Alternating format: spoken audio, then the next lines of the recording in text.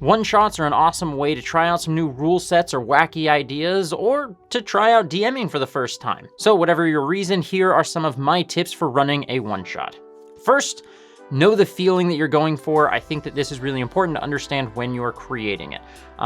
My favorite is to typically go with something a little more lighthearted and comedic, where people can just be silly and have a good time. But that's not to say that you can't do something a little more serious or horror-based. But if you're wanting to go for something dramatic, it's a little harder to get the appropriate build-up and connection in a shorter session, which is why I typically go for something a little more lighthearted, or something almost entirely rules-based or combat-based, so that we can just play around and have a good time with that. But if you're gonna run something that's just, you know, an arena, there's not really a whole lot of planning. It's just preparing the combat scenarios. So I'm gonna give some tips for running a more traditional or story-based one-shot.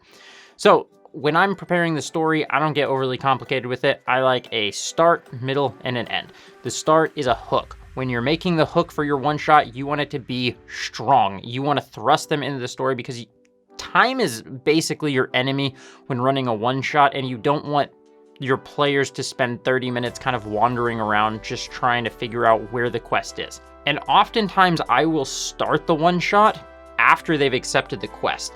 So if it's important that they accept this quest, the one-shot will start with me narrating, your party accepts a quest from the king to go do blah, blah, blah, blah, blah, blah, blah. Or similarly, if you're wanting to run something like the Death House as a one-shot, which is a cool idea, don't start it outside of the Death House and try to lure them into it. Start it inside the Death House and explain how the party got lured in there. Yes, that sounds a little more railroady, but that's kind of what a one-shot is. You have a story that they're going to go on. It gets less railroady when we get to the middle portion, because the middle portion is where I want the story to be as open as possible and let the players kind of do what they want and be wacky. A pro tip when running a one-shot is, remember, there aren't really any consequences. You don't have to worry about saying yes to something now and it affecting things down the road. It's a one-shot. Once everyone leaves, this story is over and it's done. So let people have fun, let them be crazy. When you're running the middle section of it, which is where a lot of the combat and traps and puzzles and things like that will exist, there's two main tips I have for the middle portion of it. One, try and backload the dangerous situations. You don't want someone to die an hour into a 3 to 4 hour long one-shot session, because that would just kind of suck. The next is make the middle portion of it as modular as you can. I often have a lot of optional encounters or optional puzzles that I can throw in or remove depending on how quickly they're moving through the story, because typically with a one-shot, I have a range of how far I want it to go. So I'll probably have 3 optional encounters that I'll add in there if they're going through it really quick, or if they're going through it pretty slowly, they won't run into those. Because what you don't want is to only have like 2 puzzles and they solve the first one in a really creative way and they're about to just like shoot through it, and then you have to be like, no, I didn't really think about you having a knock spell, and unlocking this door is actually supposed to take a while. So I'm just gonna say no, even though it should work, which is just gonna annoy everyone.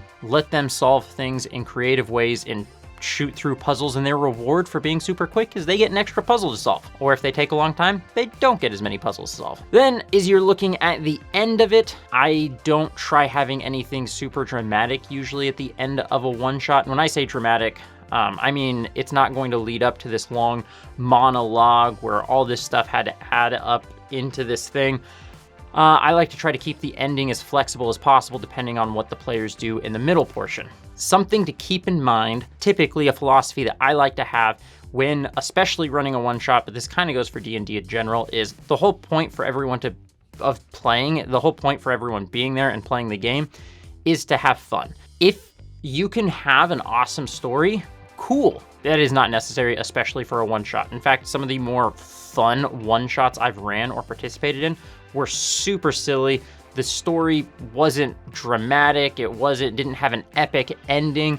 It just gave us the opportunity, or gave the players the opportunity, to just be silly and have a good time with their friends. So don't worry too much about having this really cool in-depth story. It can be pretty surface level, pretty basic, and still be super fun. Also, as I said before, let crazy things happen because there's not really any consequences. It's just a one-shot, so at the end of the session, it's over anyway. You can be more aggressive. You can kill some of the player characters.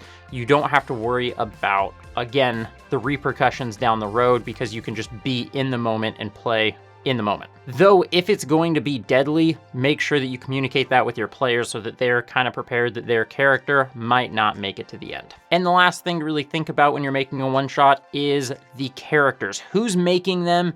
Is it going to be you? Are you, the Dungeon Master, going to make everyone's characters? I'm a fan of this option, but it is a little bit extra work because you have to make everyone's characters. Are you going to let the players make their own characters? Again, perfectly fine option, but make sure that they understand what the one-shot is going to entail so that they can build their characters appropriately.